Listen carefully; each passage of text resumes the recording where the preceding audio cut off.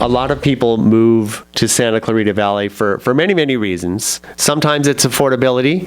Sometimes it's the taking advantage of the amenities we have out here. And in many cases, it's because of the great schools that we have here in the valley.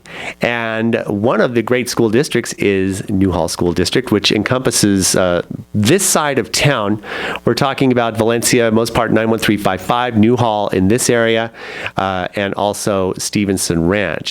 Here to talk about some of the challenges that are facing our school system as we continue to strive to excellence that we are, and also perhaps the vision of the future, is Newhall School District Superintendent Paul Cordeiro. Good morning. Good morning. Let's have it a little bit closer to the mic. There we go. Perfect. So let's talk about this. And it's what I believe 10 elementary schools that are under you plus the preschool system. Am I right? 10 elementary schools and preschools, yes. And I want to talk about, first of all, how long have you been in the educational field? This is my 37th year. Your 37th year. I don't want to try and do the math, but that was sometime in the 80s, if I'm not mistaken. What's changed in those 37 years? Or is there any one thing you can think of? Yeah, a lot has changed. And I can tell you that two things stand out as changes that really started in the 90s. The first major change is and it continues to this day, although in a different form, is the introduction of grade-by-grade level statements about what kids are supposed to know and be able to do, otherwise known as standards. They were introduced by the California Department of Education and adopted by the State Board of Education starting in the 90s, late 80s. And they now have become, in the last 3 or 4 years, the Common Core state standards that were developed at a broader level, although they weren't developed by the federal government. They were developed by a bunch of partners at a broader level and adopted by our own State Board of Education. So standards over that time, statements about what kids should know and be able to do at every grade level have changed education. They've made it much more precise in terms of what the outcomes are for kids. And partner to that has been the evolution of our ability to assess student mastery. In other words, our ability to understand our kids getting what we're teaching them. It's one thing to say we're teaching them, it's an entirely different thing to say are they really learning it.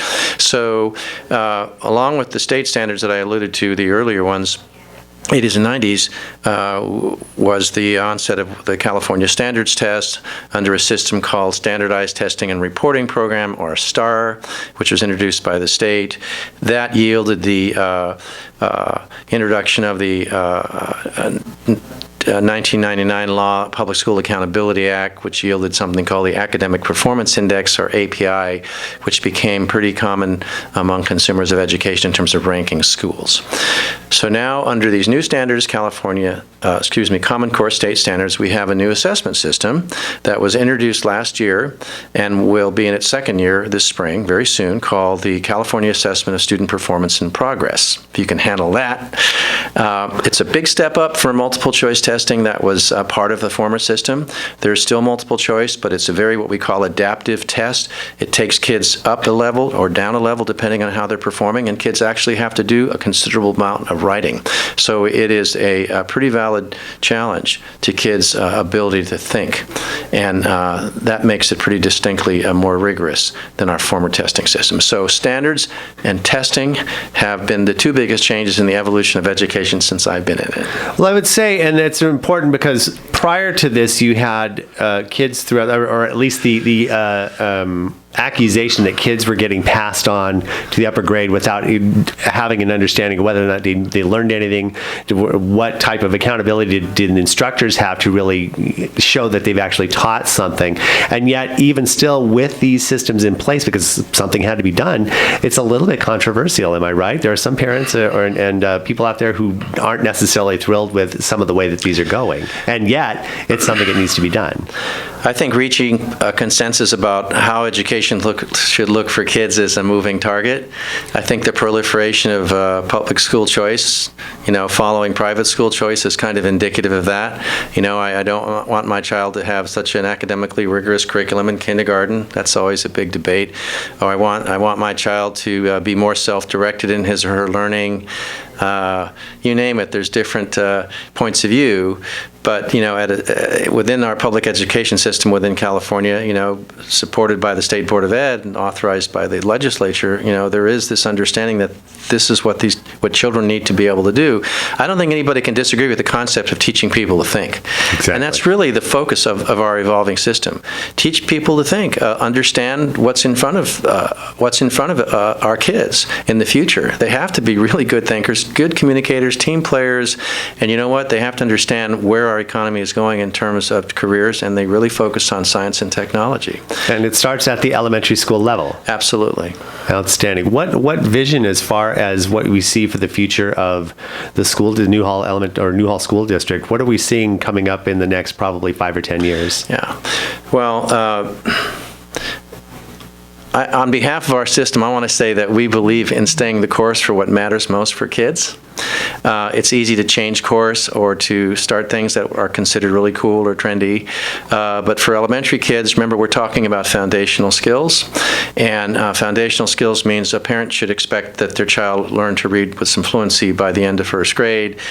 Now, that's not a big arcane idea, but it hasn't lost its importance. I think what we're trying to do in our system, our vision will always be to ratchet up our kids' thinking skills, and a lot of that presents itself in how we teach them to write, which is a huge part of our system. I think that's what makes, I've always told people, Newhall stands out as the highest performing district in the Valley because it has as a centerpiece of what it does instructionally of a very connected, very well thought out system of how we teach kids to write. Remember, writing is thought to print, so you can't really think of a skill that would be more challenging. I know a lot of people who would never want to write because they just know they don't do it very well. So writing is a huge part of our future and refining what we do with that. And then in terms of envisioning the future, science is huge too. This is a district that has designated science facilities at the elementary level with designated science curriculum specialists.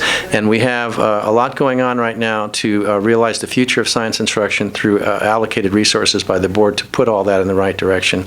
Technology, voters approved Measure E, catching up big time on devices. We're now at two students per device. We just bought millions of dollars, hundreds of thousands of dollars of new devices. So all that in line, science, technology, writing, reading, mathematical thinking. Those are things that we're going to continue to work on and are not going to go away in terms of demands on kids. And those are the most important foundational things, especially at that primary education age. That's pretty wonderful to hear, because a lot of times we catch stuff from the news and we think, oh, we're at the bottom, or we're this and that. But when you actually find out and dial into what your school or what your district is doing on behalf of your child or youth student, I think it's pretty wonderful. Paul Cordeiro, Superintendent of the Newhall School District, thank you so much for stopping by and continue to do the great work that you do. My pleasure. Thank you. You bet.